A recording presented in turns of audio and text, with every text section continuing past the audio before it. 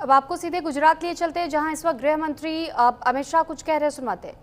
मित्रों, આજે હું જે ભૂમિ પર છું, આ ભૂમિ પરના બે ખેડૂત પુત્રો સ્વર્ગસ્થ વલ્લભભાઈ પટેલ અને સ્વર્ગસ્થ વિઠ્ઠલભાઈ રાદડિયા, આ બંનેની પ્રતિમાઓનું આજ અનાવરણ થયું છે।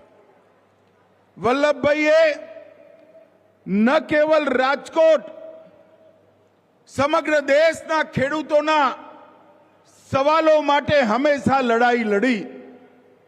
રાજકોટ જિલ્લા કોઓપરેટિવ બેંકને એની સ્થાપના કરી, મજબૂત કરી, વિસ્તાર કર્યો અને વિઠ્ઠલભાઈએ લાંબા સમય સુધી આ બેંકની સેવા કરી, નાબાર્ડના અનેક એવોર્ડ જીતવાવાળી બેંકમાં પરિવર્તિત કરી। અને આજે આ બંને મહાનુભાવોના રસ્તે જયેશ રાદડિયા, આપણા યુવા ધારાસભ્ય, પણ આ બેંકને મજબૂત કરવા માટે આગળ કામ કરી રહ્યા છે।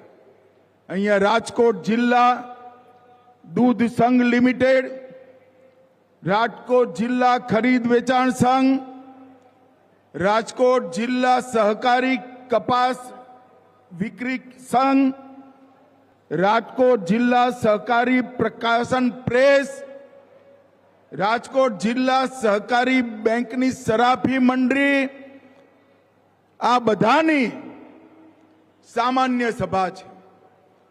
અને સહકારી સંસ્થાનો પરિચય શું? એનો નફો કોઈ મૂડીપતિઓના હાથમાં ના જાય, એનો નફો એક સામાન્ય ખેડૂતના હિતમાં વપરાય। હમણાં જ મંચ પર બેંકની દુર્ઘટના વીમાના 22 લોકો, મેડિકલ સહાયના અનેક લોકો અને બેંકની કૃષિ સમાજ પુરસ્કારની 9 સોસાયટીઓને મોટરસાયકલ અને વળતર આપવાનો કામ થયું।